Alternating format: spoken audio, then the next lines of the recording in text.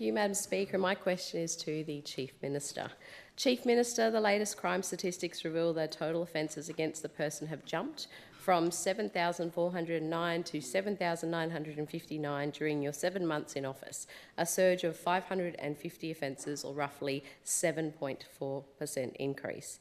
Chief Minister, over the same period, total property offences have risen from 11,709 to 12,236, an increase of 527 offences, or 4.5% increase across the territory. Chief Minister, given your repeated promises and your election commitment to bring crime under control, how do you justify these significant increases in both violent and property crime under your leadership? Chief Minister. Thank you very much, Madam Speaker. And if there's one thing I love talking about, it's community safety, because that's exactly why the CLP government was elected, to fix 8 years of absolute chaos and distress and violence being perpetrated on Territorians.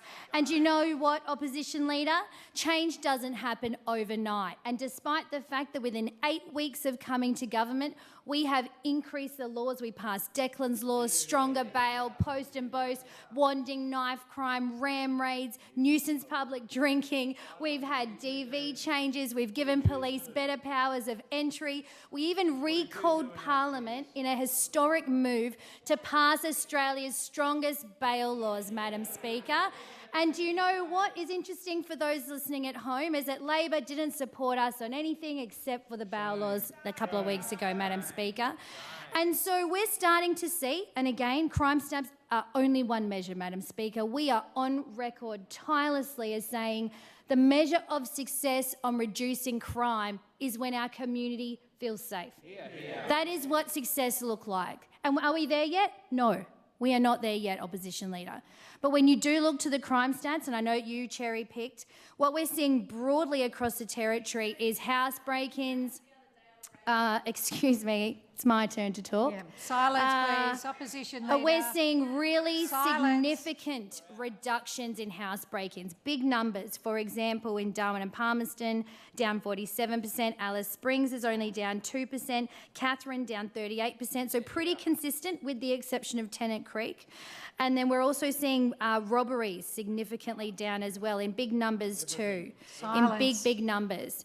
So there are some good signs there, Madam Speaker, but there's much more work to do. And let's not forget our record $1.5 billion budget for crime prevention is going to fix your mess as Attorney General with the courts. It's going to fix your mess as Attorney General for not funding legal aid. It's going to fix your mess as your colleague behind you, former Corrections Minister. You're a former Corrections Minister, not building new beds, underinvesting in corrections. All of these messes that you left behind, we have fixed in this budget, Madam Speaker, and that's before you even get to dealing with the root causes of crime.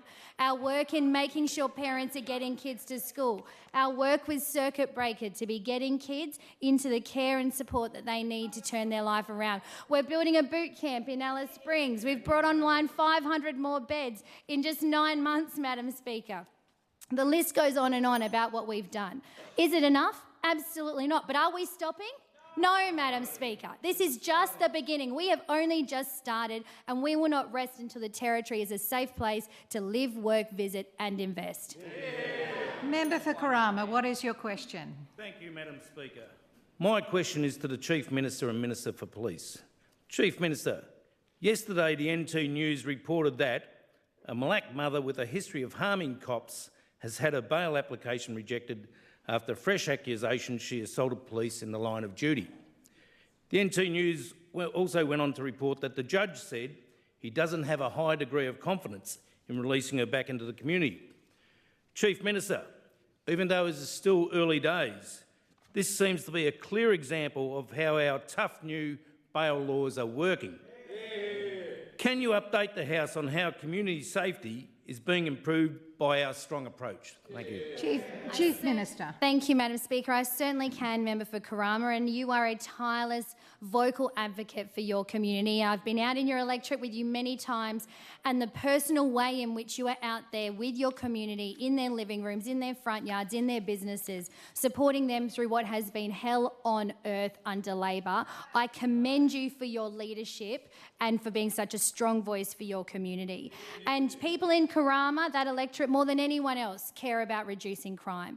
And we just a couple of weeks ago brought back Parliament specifically to pass Australia's toughest bail laws. And we are so proud of that, Madam Speaker, because Territorians deserve to be safe. We've been sending the judges and the courts the message right from day one around what we need, and we will keep going until everyone in the justice system understands the message. Until they understand the message. And so what we've seen, and I've seen it, I saw that story in the paper, member for Karama, and as you read the paper every day, I'm starting to see stories. Bail was denied, the person was remanded, and so it's working. So while we don't have that hard data yet, and we'll certainly look to that when the time comes, it's showing that it's delivering what we wanted it to deliver, and that is to have a very strong threshold about community safety. And what we've done, which Labor could never have brought themselves to do, is embed community safety in the test for bail. And not just once, Madam Speaker, but twice. To make sure, and you reference a quote from the judge saying that they didn't have a high degree of confidence, because what we've done is made sure that the community safety must be a paramount consideration. Then the judge will move through Declan's Law, a strong test for bail dealing with repeat and serious violence offenders. And then they must be satisfied that if the person is still going to be bailed, that they have a high degree of confidence that they don't present an ongoing risk to the community. And so we have layered upon layered the very fundamental core belief of our government, and that is the community's right to be safe, into the laws of the Northern Territory. Because, Member for Karama, we believe that the Territory's laws must meet the community's expectations. And this is what we are working through and delivering as a government. And so crime stats are one measure, and I know your community will be looking to those, and there's some improvements and there's some numbers going up.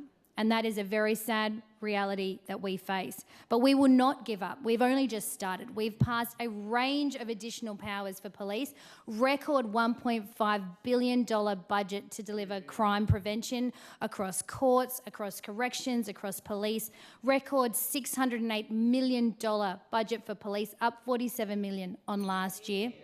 More police through the college than ever before. We're backing in community safety. We love the Territory, and we are fixing the mess that Labor left us. Member for Daly.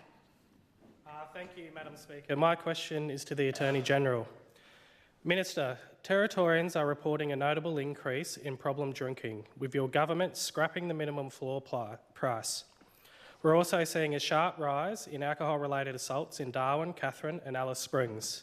Can you provide any data on how removing the floor price has impacted problem drinking and alcohol-related harm in our communities? If not, why aren't you monitoring the impacts of your changes to alcohol policy and the harms it is having on the community? Attorney-General. Thank you, Madam Speaker, and thank you for the question, because I too read the crime stats and I see the results that are coming through, in particular around alcohol-related assaults. But we need to remember, Madam Speaker, that under 8 years of Labor, we saw alcohol-related assaults increase by 38%. And Labor chose to do nothing about it. In fact, all of the measures that they put in place were just hodgepodge all over the place. We had the BDR, we had the MUP.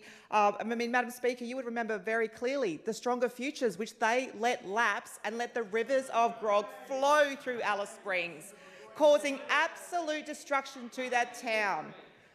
And you didn't listen to any single person in the community about the harm that was going to cause, and you did it anyway. In fact, the member for Gwadja actually made money out of it. He bought shares in an alcohol company just before he allowed the rivers of grog to flow. So I don't think you have any credibility over there when it comes to alcohol measures. And we did come into government, Madam Speaker, and we did start changing those laws because we were elected on a promise to reduce crime. And there is so much more work to go. I can hear the Leader of the Opposition interjecting, you have no credibility. You let alcohol-related assaults go through the roof. You did nothing about it. Your minimum floor price resulted in smashed glass everywhere instead of the cask wine. Silence. We could have had cask wines being used as weapons instead of smashed glass. But no, you let that go. We came in and we removed the minimum floor price. You know why? Because we believe that the demand is what should be focused on, not the supply of alcohol, the demand. You never focus on the demand. We now have a huge body of work being undertaken by the Minister for Health to do with alcohol treatment, to do with the BDR, to see what's going to work, Madam Speaker. And we will have a look at that information that's brought forward to us and we'll make those decisions. But one thing is for sure, Madam Speaker, is that we won't just sit on our laurels and hope and pray that things are going to get better. Take your seat, please, Minister. What's your point of order? Member for Daly. Thank you, Madam Speaker. 110 relevance. I appreciate the Attorney General's hasn't really answered the question, but the question was pretty specific in terms of can you provide any data on how removing the floor price has impacted problem drinking and alcohol-related harm, and why aren't you monitoring this? Take your seat, Member for Daly. He asked for data. Please continue, Attorney General. And I'm pretty sure the member for Daly would know that, of course, Licensing NT monitors all the data that comes in, and of course they see if there's spikes or not within the regions, and that data is going to be looked at all the time. What we won't do is, if it's not working, we will relook at it. We're not going to just double down and pretend that there's nothing to see here, which is what Labor did over 8 years. They watched those stats go through the roof and they did nothing about it. Take your seat, Minister. What's your point of order, Opposition Leader? Relevance, clearly, what's the data and can you please show the reasons for the No more points MEP? of order. You've got 25 seconds, Attorney General. Do you have any data? Thank you, Madam Speaker. And like I said, Licensing NT look at all of that data throughout the regions. I do know for a fact that there's a slight increase in Palmerston and a slight decrease in Katherine and a few other regions. I don't have the exact statistics on me, but that's data that we look at as a government all the time, because this is not a set and forget. We will absolutely look at anything that is needed to keep Territorians safe. Member for Goyder, what's your question? Madam Speaker, my question is to the Minister for Logistics and Infrastructure. Minister, with the Northern Territory's economic growth being heavily reliant on major infrastructure investment, businesses and investors are calling for greater certainty and timely action from the government to unlock opportunities, particularly in relation to energy and resource projects like those in the Beetaloo Sub-Basin. Can the Minister update the Assembly on how the CLP government is delivering action, certainty and security for industry, and how initiatives like the Territory Energy Link are helping to drive private investment, create local jobs and future-proof the Territory's infrastructure and economy? Minister for Logistics and Infrastructure. Thank you, Madam Speaker, and I thank the member for Goyder for the question. And I know that he has a keen interest, like all of us here in this chamber and right across the Territory, in seeing Beetaloo Gas deliver Territory jobs and investment. Madam Speaker, the Territory Energy Link project is a defining one for the future of economic growth in our Territory. It will provide multi-user infrastructure access to an approved corridor that will carry gas, water, fibre optics and other services. And Madam Speaker, the corridor will cover 670 kilometres from Elliott to Darwin, connecting projects and resources from the middle of the Territory to customers and other strategic infrastructure in Darwin, such as the Middle Arm Precinct. And Madam Speaker, this is a smart investment that will streamline access and approvals to help shape the Territory's future. It will give businesses the confidence they need to invest in the Territory for the long term, and certainly, of course, delivers investment. Madam Speaker, we are laying the groundwork, literally and strategically, for real and sustained growth in private investment and the future wealth for all Territorians. The CLP government will work with stakeholders to ensure an appropriate process is undertaken to secure the right pathway, avoiding our major towns and our more populated areas.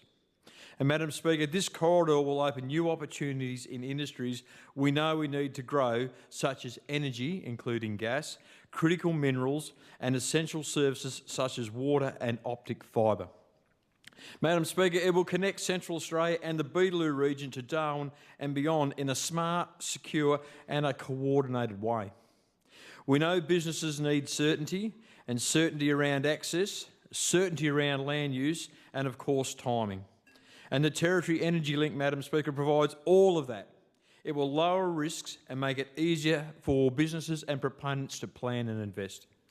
And Madam Speaker, this isn't just about building pipelines. It's about building confidence and making the most of our natural advantages. Madam Speaker, the CLP government is taking clear, strong steps forward with the Territory Energy Link. We're building more than infrastructure. We're building a stronger economy and a better future for all Territorians. And Madam Speaker, we're sending a clear message to investors and proponents.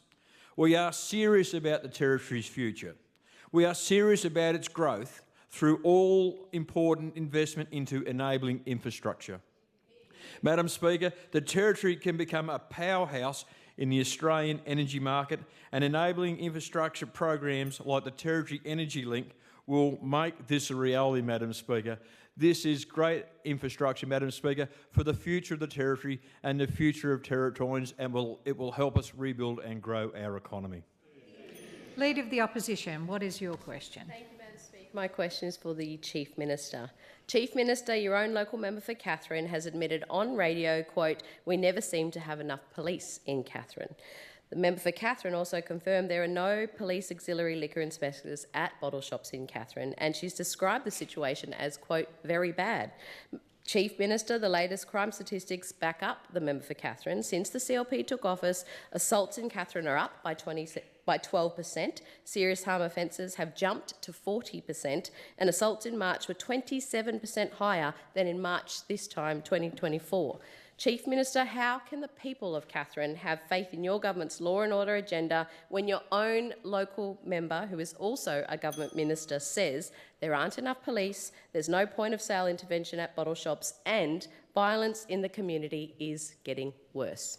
Chief Minister. Thank you very much, Madam Speaker. Very interesting question from the opposition leader. It's just like the last 8 years never happened. It's like a magical fairy came and waved some special fairy dust on the opposition leader, and she's absolved of all and any responsibility or memory of anything that happened prior to August last year. Well, let me just correct the record on a couple of things you said, opposition leader.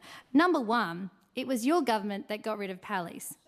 It was Labor that got rid of Pallies. Labor recruited all the Pallies to become constables, and they are now fully fledged constables. And that is why there are no Pallies, because Labor made them full-blown constables. And she squeezed it, you know, she's like the first time she's ever heard it. Okay, well, I remember sitting where you were sitting, looking at you guys talking about this and thinking, okay, well then what's going to happen to Pallies? So you know, it's just a bit cute. It's just a bit cute. Opposition Leader, So, please. Madam Speaker, when it comes to Katherine, we've seen, again, the data is just one measure. I don't like to harp on the data because it's largely indicative. It's not how people feel. But when you look to house break-ins, it is improved 38%. 38%, that's just in Katherine. Leader. When you look at robbery, it has improved 83%. So there are some really fantastic results happening in Katherine that are improving people's lives. Now, are other things up? Absolutely. So, for example, commercial break-ins, they increased by 15%. We saw assaults go up significantly, and that's not good enough. But what we know is we've inherited an absolutely crippled, broken, dilapidated, forgotten system that we are fixing. And I can go back to the $1.5 billion we've invested in courts, corrections and police, something that you completely dropped the ball on. I can talk about our work in the root causes of crime, because why do you think people are committing more crimes? They didn't wake up under a CLP government and decide to be a criminal.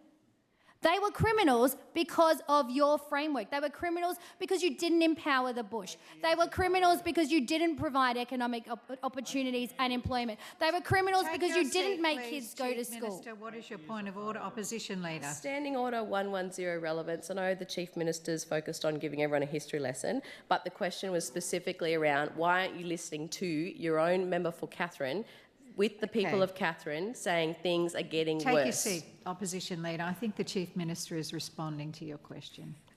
You know, you didn't hold parents accountable for sending their kids to school. You didn't refer anyone to income management when they were neglecting their children. I mean, the list of neglect and incompetence under your watch is abhorrent, is absolutely abhorrent. And in 9 months, we have done a lot to try and shift the dial.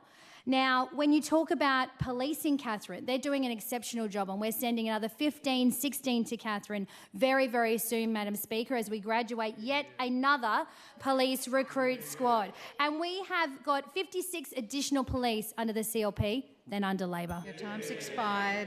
Member for Casuarina, what is your question? Thank you, Madam Speaker. My question is to the Minister for Mining and Energy. Minister, last week in this Assembly, our government handed down the NT budget for 2025-2026.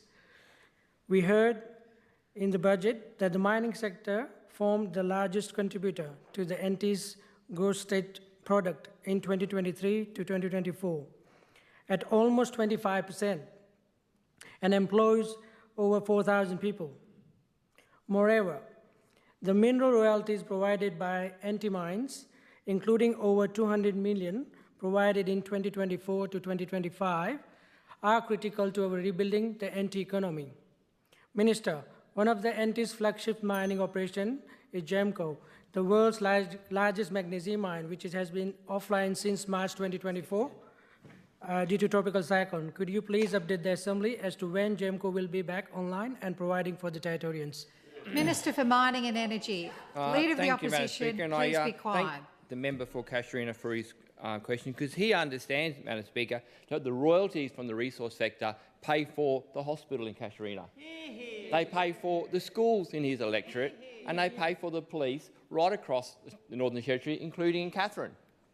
So that's why the resource sector is such an important sector in our community, because it pays the bills, Madam Speaker.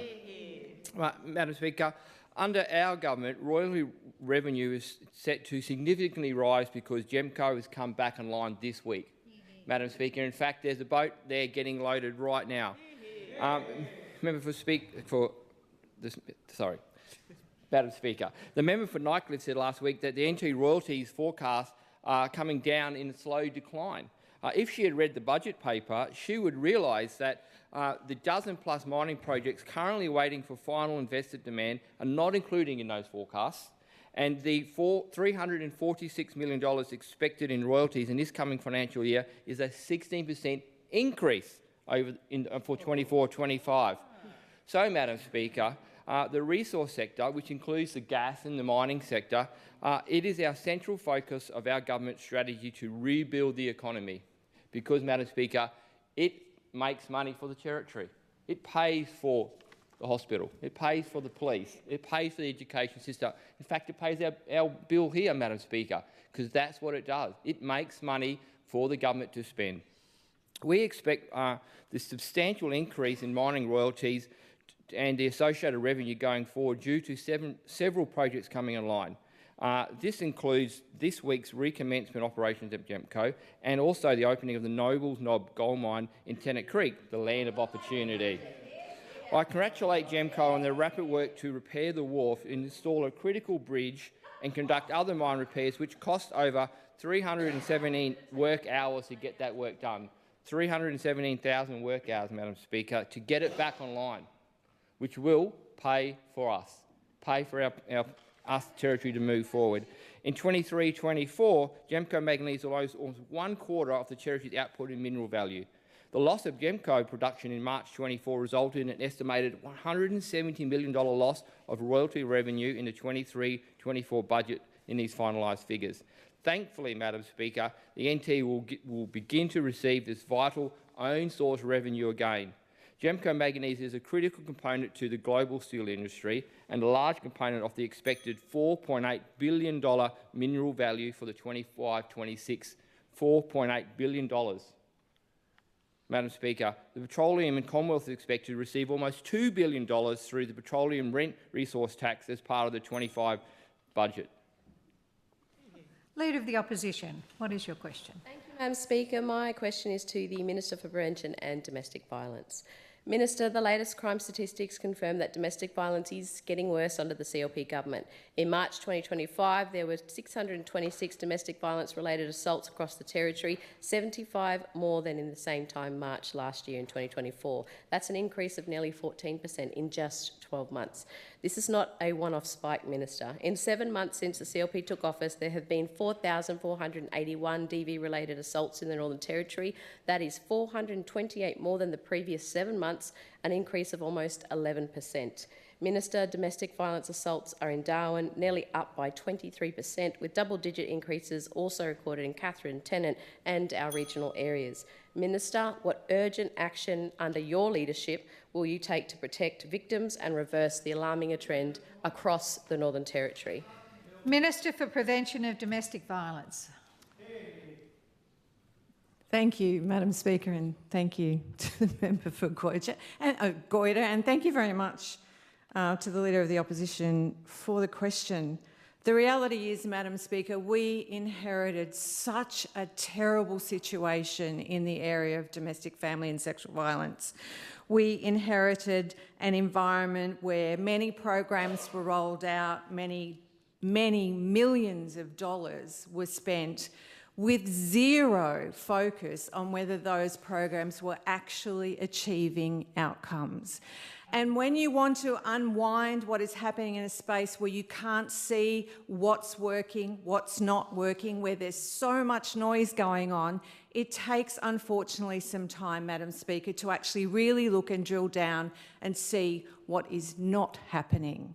And what is not happening is the engagement very proactively. What was not happening was the bringing into the picture all of those smaller organisations who are working tirelessly in their communities to stop this terrible, terrible situation where violence is the answer, apparently, to everything that ails you in your relationship. They were not engaged with asking them what they needed in their individual communities. They were not asked to show what they felt would actually make a difference. And there are these pockets of community service organisations who are doing incredible work in isolation. And, Madam Speaker, I've taken the time to go out there and talk to these groups and find out what they need. And what they need is empowerment in their communities. Silence, please. Empowerment in their communities to be able to take some control in their communities of what is happening in their community. We have seen the result of 8 years of Labor's failure to act through the outcomes of the coronial investigations. We have seen time and again recommendations made that have not been taken up. And we've also seen this persistence in continuing to throw good money after bad for programs that are simply not delivering the results that we need.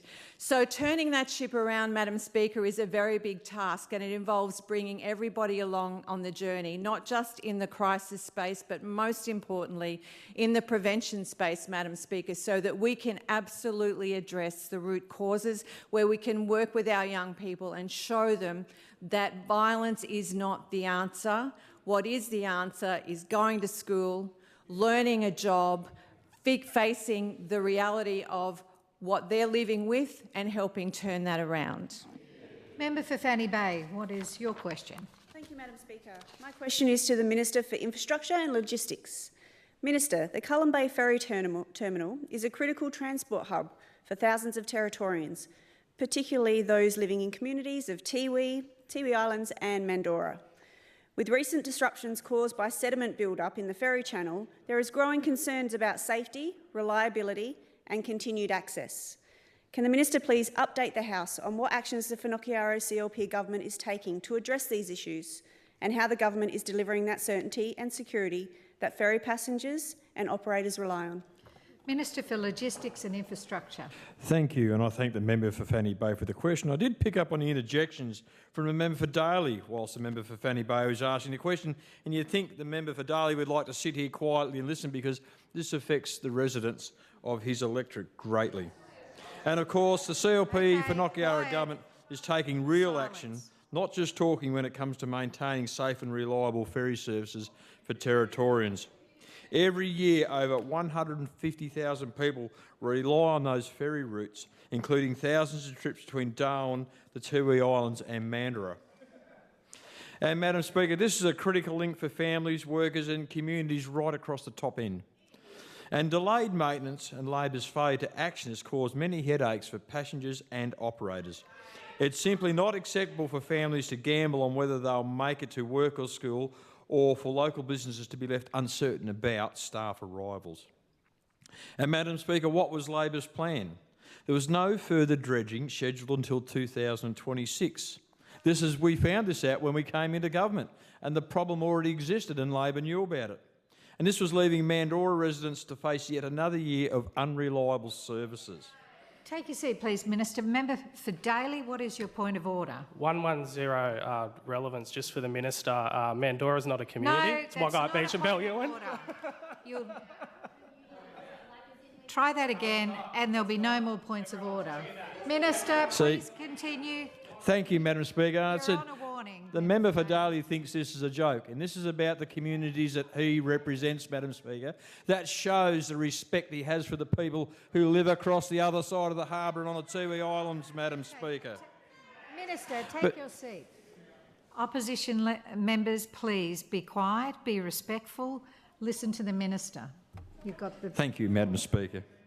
And I'm really pleased to stand here today and advise the Assembly that we've brought this program forward by a year. And just at lunchtime, I was standing outside looking across the harbour and I watched that dredge being towed down to Cullen Bay to do that channel. And of course, in response to faster than usual sediment build-ups affecting ferry operations, we've committed to 24/7 dredging efforts to cut the timeline in half, meaning less disruption for passengers. And of course, Madam Speaker, this also means the Cullen Bay facility will be ready well before the new Mandurah Marine facility opens in July. So, Madam Speaker, we're not just responding to problems, we're planning for the future. Long-term environmental approvals are already underway to allow faster and more efficient dredging moving forward to ensure that this essential corridor remains open. And Madam Speaker, the Cullen Bay Ferry Terminal is vital to keep people connected, to protect access and to ensure services continue safely and reliably, and it's our responsibility to ensure it remains accessible, functional and future ready. Madam Speaker, our focus is on keeping the territory moving, our communities connected and our infrastructure strong for today and for years ahead. I want to thank the communities over at Mandurah and all the stakeholders for their relentless advocacy and patience, and I've heard from many residents that they're very pleased about this coming forward early. Thank you, Madam Speaker. Member for Daly, what is your question? Thank you, Madam Speaker. My question is to the Minister for Health. Minister, Healthscope announced the closure of private maternity services at Darwin Private Hospital on the 20th of February, but you've known about it since September last year. It's taken you more than 8 months, almost as long as it takes to have a baby, to secure an alternative for private patients who still have unanswered questions about their postnatal care.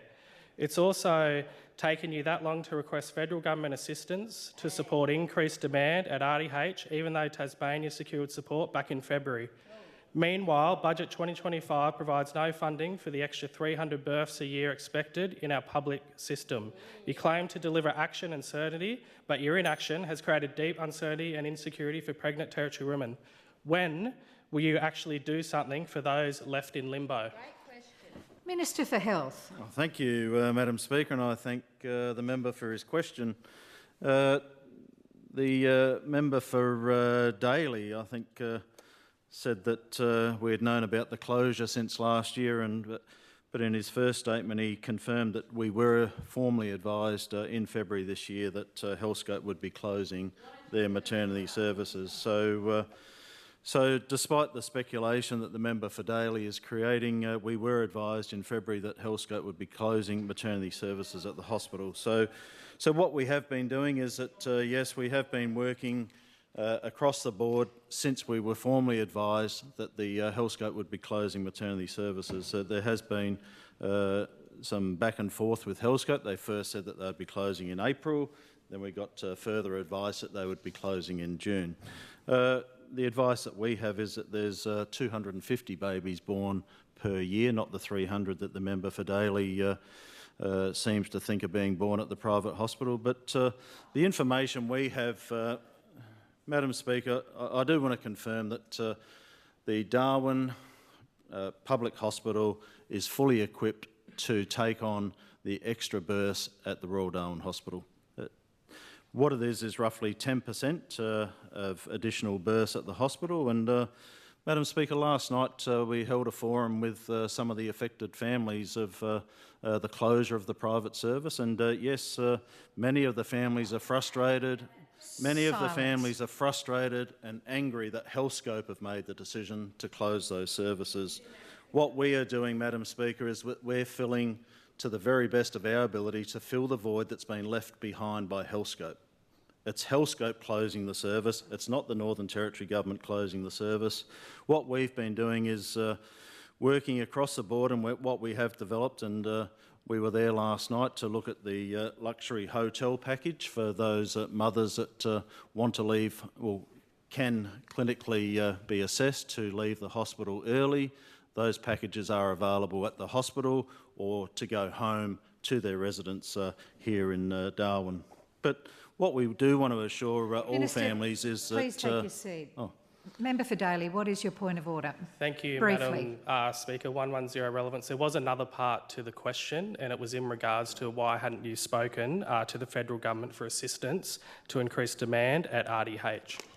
Minister. Important part of the question.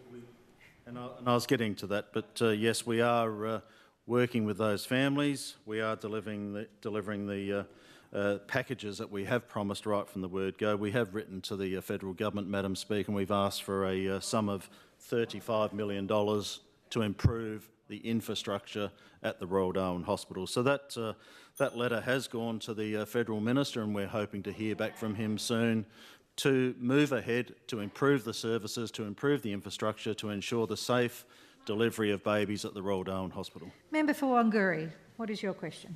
Thank you, Madam Speaker. My question is to the Minister for Education and Training.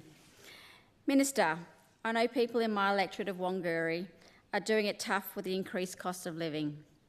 For families, especially with more than one child, it's getting harder to juggle the family budget. I've heard of families in my electorate who are being forced to choose between paying for activities and sports for the kids or simply just putting food on the table. Minister, can you please explain to the House how the education budget this year will provide relief for those parents who are struggling with the cost of living? Minister for Education and Training. Thank you, Madam Speaker, and I thank the member for Wanguri for her question. And I know, like all Territorians, the good people of Wanguri are struggling with increased cost of living. So, Madam Speaker, I'm delighted to announce that Budget 2025 will deliver $3 million in the education budget to provide free swimming lessons for all primary students from years 1 to 6.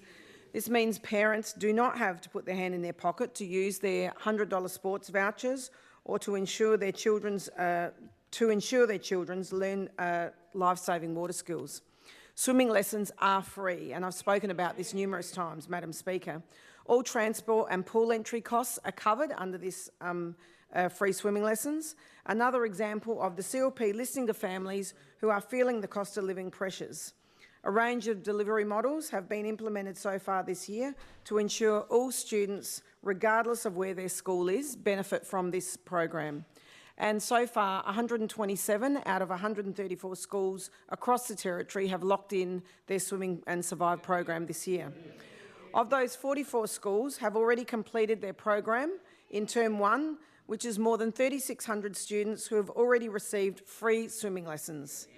Madam Speaker, around half of those students have met the National Benchmark 1, which means we're on track to turn around our alarming statistics of only 5% of Year 6 students meeting the national benchmark. By the end of Term 2, 26 schools will have conducted their programs, with the remaining schools participating in Terms 3 and 4.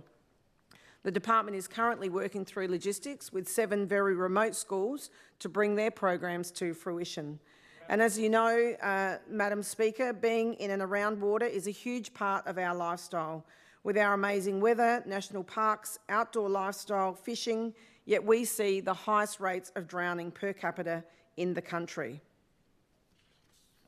Our government is determined to change that by removing the financial burdens to parents. The Labor Party has made it very clear by stating the budget lacked vision and a commitment to address issues for Territorians. Madam Speaker, I asked them, would they cancel this program if they were in government? It is clear, Madam Speaker, they don't care about the cost of living for Territorians. Does the Labor opposition not want this to improve our drowning rates, which is in 2023-24 was reported to be 29%, 100,000 per 100,000 people in the Territory? It was great to see photos recently of Gumbalanya School taking part in their free swimming program, and these children were learning a skill that might one day save their life or that of a friend or family member. I'm very proud that Budget 2025 will continue to deliver this absolutely vital program in all Territory schools. Member for Johnston, what is your question?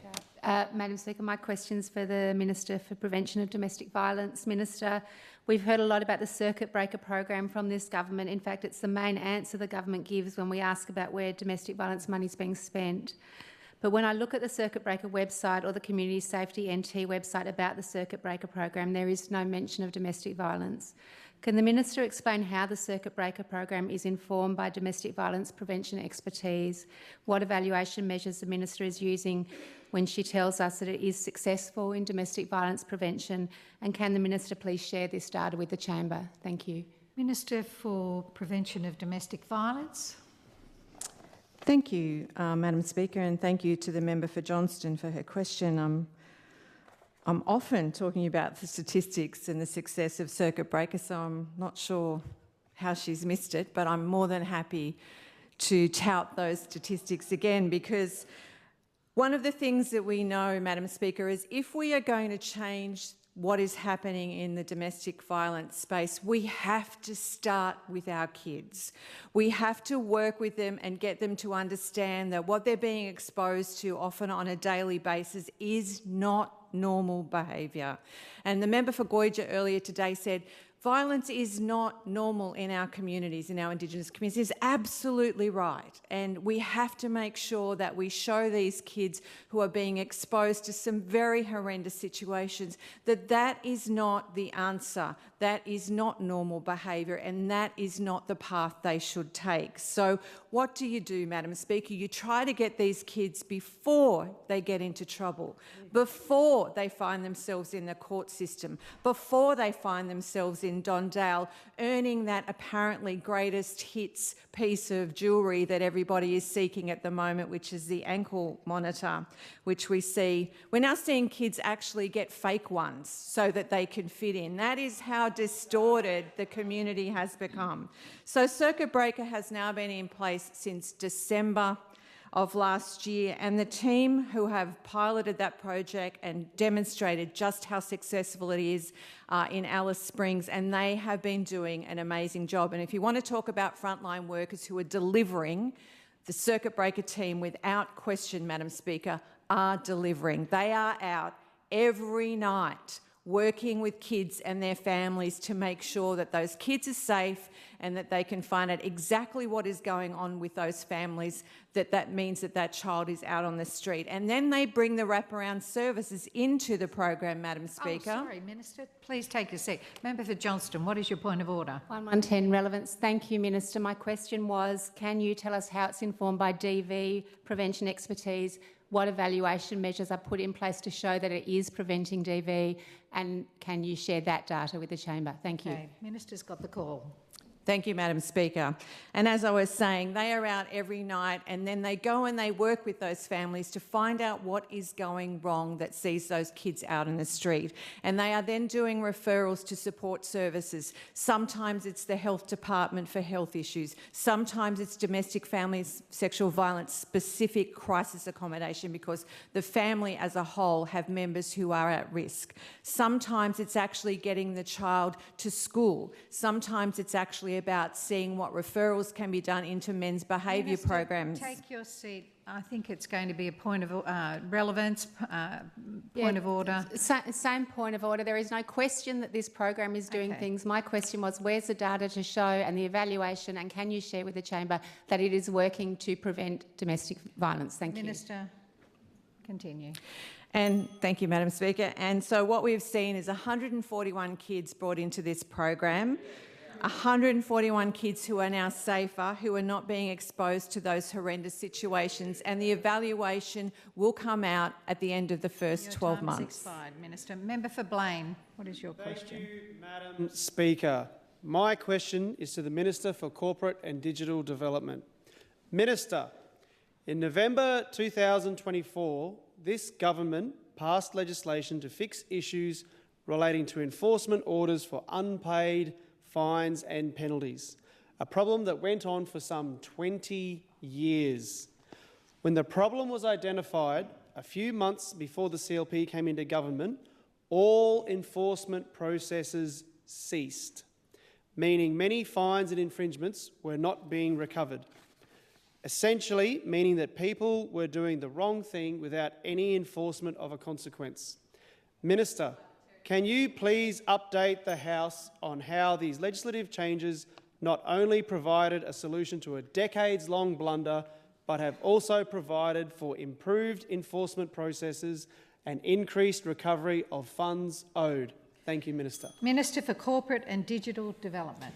Thank you very much, Madam Speaker, and I thank the Assistant Minister for DCDD, the member for Blaine, Matthew Curl. In October, Madam Speaker, 2024, less than 2 months after this CLP government came into power, we drafted 2 bills to urgently remedy a historical non-compliance issue that went on for around 20 years, Madam Speaker. The changes to the Fines and Penalties Recovery Act, which were passed on urgency, validated past enforcement actions, ensured all processes used by the Fines Recovery Unit and the Act are consistent, and streamlined what was previously an arduous application process to enforce penalties. At the time of the bill's introduction, there were around 206,000 outstanding fines and infringements in the Northern Territory, worth a whopping $120 million, Madam Speaker, with over $104 million owed to the NT government. We could certainly do that now. I know the Treasurer would like that money. When they learned of the issue in July, in 2024, the previous government, rather than finding a solution to the expensive blunder, promised an independent review to identify the problem. Another waste of taxpayer funds, Madam Speaker.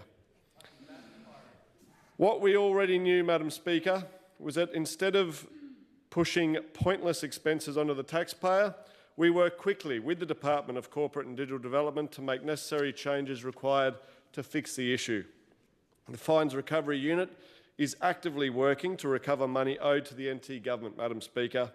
In the financial year to date, there were 46,682 fines issued, of which 38,590 have been paid in full. This represents an 83% clearance rate, Madam Speaker, with a total amount of debt recovered amounting to over $16 million. We know most people do the right thing, Madam Speaker, and pay on time, but these figures don't lie. They send a clear message that if you do the wrong thing, you will pay the fine. These numbers tell the story of a system that is now working the way it is supposed to. That the changes this government made to the fines and penalties legislation are working, and the enforcement of fines and significant recovery of funds owed to the government directly supports our economic rebuild. It promotes accountability and public confidence, supporting safer communities and more stable economic environment. As previously stated in this House, if people are unable to pay their fines, there are flexible alternative options like the community work order that permit people to work off their debt, and time to pay arrangements. Madam Speaker, an enormous amount of work has gone into ensuring this is, and our government will continue to hold people to account and ensure that we are recovering those funds. Thank you, Madam Speaker. Member for Nightcliff, what is your question? Thank you, Madam Speaker. My question is for the Minister for Police, Fire and Emergency Services. Minister, the Northern Australian Fire Information Service, or NAFI, is a crucial tool for firefighting agencies, pastoralists, land managers and parks and wildlife across the NT and all of Northern Australia. It underpins the Indigenous carbon abatement industry in Arnhem Land, which brings in $20 to $30 million a year in the NT economy. This critical national digital infrastructure is operated by a dedicated team at CDU. Despite the critical nature of this service and that it only costs under $1 million a year, every year they face funding uncertainty through short-term, last-minute federal funding. Disappointingly, there was nothing in your latest budget to NAFI to assist in the funding cliff they are facing. The service is at crisis point. They now have 6 weeks until shutdown with no federal or territory funding announced. Minister, will you, as a matter of urgency, consider territory funding to keep NAFI active, and will you also urgently advocate to the federal government to commit to ongoing funding? Thank you. Minister for Fire and Emergency Services. Thank you very much, Member for Nightcliff. And yes, everyone's well aware of that important function, and obviously being Fire and Bushfires Minister is something that they use and interact with a lot. Now, just to be very clear, that is something that is a program, a database, a resource, you could call it, that is federally funded. Now, if the federal government have chosen not to fund it, then that's absolutely something I can get behind in terms of lobbying Canberra to deliver on it. And so that's where we've got to start. And I note that the newly re-elected Luke Gosling, member for Solomon, he's got a lot to say about the Territory's CLP government, but very little to say about his actual job, which is representing the people of Solomon. And what is he doing? Because I'd love to know what he's doing about NAFI and why this funding's been gutted from the Territory. I'd love to know what he's doing about Healthscope and their withdrawal of private maternity services out in the Northern Territory, or on the speculation that they might pull out altogether. Where is Luke Gosling? He's probably gone back into hiding where he's been for the last 3 terms after having a very big swing against him, Madam Speaker. Opposition Leader, what's your point of order? 110 relevance. If the Chief Minister doesn't know the answer, which was clearly about North East Arnhem Land, which is in the Lingiari electorate, would the Chief Minister take it on notice? Chief Minister, this is your call. I don't even know what to say, Madam Speaker, because this opposition leader, she's a real treat. Because what are you talking about? We're talking about a database, a resource that is used right across the Northern Territory. I've just finished answering the question that it's federally funding. I will get onto that straight away. But I'm raising a very good point, and if you want to bring Marion Scrimgeour, the member for Lingiari, into this, then absolutely. What is she doing? What on earth is Labor doing with their federal representatives in the Territory? They've won an election and they seem to have vanished and disappeared. They're taking cheap shots on a territory level and not doing their own job at a federal level. Take your seat. Member for Nightcliff, what is your point of order? Thank you. I do appreciate the response that you will be advocating to the federal government. Thank you. Just the other part of the question was, though, would you also consider territory funding to help keep NAFI active in the meantime? Chief Minister. Well, I believe this sits squarely with the Commonwealth. We've just delivered our budget, and obviously it's not in the budget because it's Commonwealth funded. And I don't think we should let them off the hook. You know, at the end of the day, around 70% of the Territory's budget is dependent on the federal government. But it's maintenance money. You know, it's not driving massive changes to infrastructure development. It's not driving massive social changes or outcomes. It's not reducing crime. It's status quo funding, and it's not good enough. Now, we can't live without it, but we certainly can't grow as a jurisdiction with it the way it is. And when you start to see penny pinching from the federal government around things like NAFI, it makes you wonder whether they care about the Territory at all. And I think even recently, going back to our favourite member for Solomon, he said recently when he was snubbed for the 4th time over assistant ministries or ministries, that the federal government just doesn't understand the Northern Territory. And so for the first time in a long time, I agree with him. But what is he doing about it, Madam Speaker, is the #1 question. So I will raise that. Thank you, Member for Nightcliff, for bringing it to my attention. Member for Thong Lim, what is your question? Madam Speaker. Madam Speaker, my question is to the Minister for Population, Migration and International Students. Minister, the Northern Territory's economy is underpinned by the people who live here, who work here and who play here. And over the last 8 years of Labor governance, Minister, as I have repeatedly pointed out over 8 months here, we have seen a period of demographic decline. That is, we've seen our population go backwards, we've seen businesses hurt, and we've put pressure on our economy. Now, the Territory's communities and economy were built by migration, with new Territorians bringing skills and their culture to help us create the multicultural, diverse Territory we know and that we love. More recently, international students have also played an increasingly large part in choosing Darwin as a place to study and as a place to live. Minister, can you please update the House on the work that is being done to attract skilled migrants and international students to the Territory and the impact that's going to have in helping us to rebuild our economy? Minister for International Education, Migration and Population. Thank you, Madam Speaker, and thank you to the member Thong Lim for the question, who, in his capacity as Assistant Minister for International Education, Population and Migration, is providing critical support and advocacies for his constituents and the Territory community far more broadly in this space. Madam Speaker, our CLP government has made it very clear just how important international students and skilled migrants are to the future of the Northern Territory. International students provide essential labour for industries like retail, hospitality and tourism, and contribute significantly to the service sector, especially during peak seasons. Madam Speaker, the international education and training sector is projected to contribute $280 million to the NT economy by 2026. positioning it as the Territory's second largest service export by revenue. Each skilled migrant worker, Madam Speaker, in the Territory is estimated to contribute $108,000 per annum to the Territory's economy, demonstrating just how critical they are to rebuilding our Territory economy. In delivering the Finocchiaro CLP Government's 25-26 budget, the Treasurer outlined our government's commitment to supporting these critical pathways to the Northern Territory through the announcement of $2 million per annum over the next 2 years to attract both international students and skilled migrants to the Territory.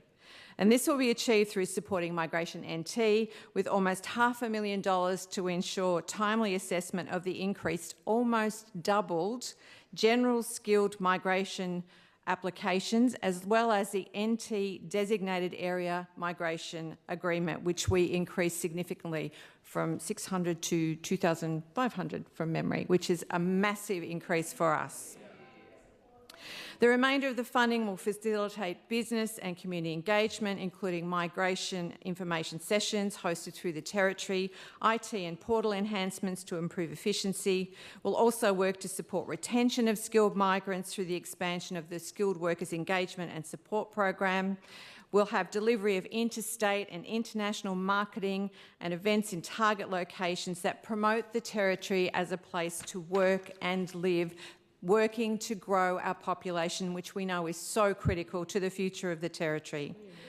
Marketing and management of the Worker Connect platform, which connects interstate and international job seekers with employment opportunities in the Territory, supporting international education and roundtable industry discussions, international education agent engagements, including agent familiarisation to showcase the Territory as a place to study, live and work. In our year of action, certainty and security, this funding supports on our commitment to rebuild our economy and restore our beautiful Territory lifestyle. Member for Gwadja, what is your question? Thank you, Madam Speaker. My question is to the Minister for Lands, Planning and Environment. Minister, earlier this year, the Minister for Logistics and Infrastructure denied that your government was planning to move the Casuarina Bus Exchange to Leanya. Given your government made the decision to move the Northern Suburbs Youth Block to a Crown land at Leanya without prior notice or community consultation, can you advise if you have been involved in discussions with your colleagues about moving the Casuarina bus interchange? And if so, when will you be honest with the community about it? Minister for Lands, Planning and Environment. Thank you very much, Madam Speaker. I will pass this question across to the Minister for Infrastructure, who is the Minister responsible in regards to this matter. Thank you. Minister for Logistics and Infrastructure. Thank you, Madam Speaker. And I thank the member for Gwadja for the question to the Minister for Lands, Planning and Environment. And I can set the record straight here quite clearly, Madam Speaker. There was no plans ever to move the Casuarina Bus Exchange to Leanya. Someone got that sort of wrong and posted something on Facebook, and I believe it was an application for a taxi licence to park some cars at a residence in and around Karama somewhere, if I remember correctly, for the member for Karama. So there was never, ever any consideration of moving the Casuarina Bus Exchange to Leanya. In fact, Madam Speaker, I'm happy to stand here today before this Assembly and give some advice on what's actually going to happen with the Casuarina Bus Exchange, Madam Speaker. We've actually been working consistently with the Department of Logistics and Infrastructure over the past months because we know the issues that we see at Casuarina with that bus exchange. And, Madam Speaker, we're going to get rid of the thing. We're going to remove the Casuarina Bus Exchange. It's soon going to cease to exist, Madam Speaker. So what we're doing, we're redoing the bus routes. There's a whole piece of work that DLI are doing around the bus network, around safety on the network, and of course the interchanges was part of that work, Madam Speaker. So that interchange at Casuarina is going to go. So there will be additional stops, and we'll look at how those stops work around the Casuarina supermarket and, of course, that whole centre there, about how that looks, and we'll be able to reduce the issues and some of the social order issues we've seen at Casuarina due to the bus exchange. And these were issues that were crept that crept in under the last 8 years of the previous government, who didn't actually want to do anything about it, never done any work with the Department of Logistics and Infrastructure to look at how they may solve some of those issues, how we may deal with some of the social determinants on our public network here in Darwin, but also in Alice Springs. And we're also working on the Palmerston Exchange, Madam Speaker. We're working through how we may change the Palmerston Exchange so we can remove the social order issues there, something that the previous Labor government never ever considered. They were just happy to kick the can down the road and just let people become victims of crime at those interchanges. Well, I can tell you now, Madam Speaker, we're doing something about it. We've listened to the communities of Palmerston and Casuarina, and we're working hard now to deal with the social order issues we see on our public transport network, and we will solve this problem, Madam Speaker. Member for Gwaja, supplementary question. Thank you, Madam Speaker. Madam Speaker, my question is to the Infrastructure Minister. Minister, you have just confirmed that you're getting rid of the interchanges. Can you confirm that no Territorian will be worse left off or their usual travel route will not be disrupted by your changes?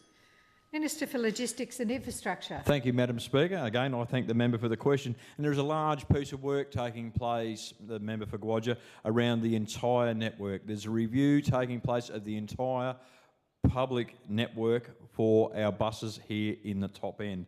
And what that will do, Madam Speaker, is to make sure that we're providing an efficient service and a good service with less issues and less social order issues on that network.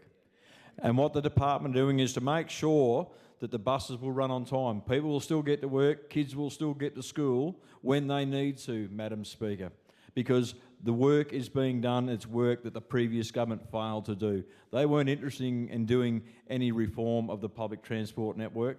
They just wanted to keep things moving the way that they were. But the work is being done, Madam Speaker. The review of the entire network is taking place. And of course, we will be making sure that people can get to where they need to get to on time each and every day. Member for Drysdale. Thank you, Madam Speaker. Madam Speaker, my question is to the Minister for Housing, Local Government and Community Development. Minister, as you in this House are aware, the suburb of Grey is home to some of the most problematic housing complexes in the NT. Earlier this month, I made aware my concerns around the increase of alcohol-fuelled violence in and around my electorate, specifically around public housing. My constituents have had enough of having their lives impacted by tenants and associated visitors that demonstrate zero consideration or respect for those living around them. As I've said time and time again, I note the interjection from the provocator, member for Gouger. As I've said time and time again, good tenants are trapped while problem tenants wreak havoc in public housing. Minister, can you please update the House on some of the key actions that have been taken to address these concerns?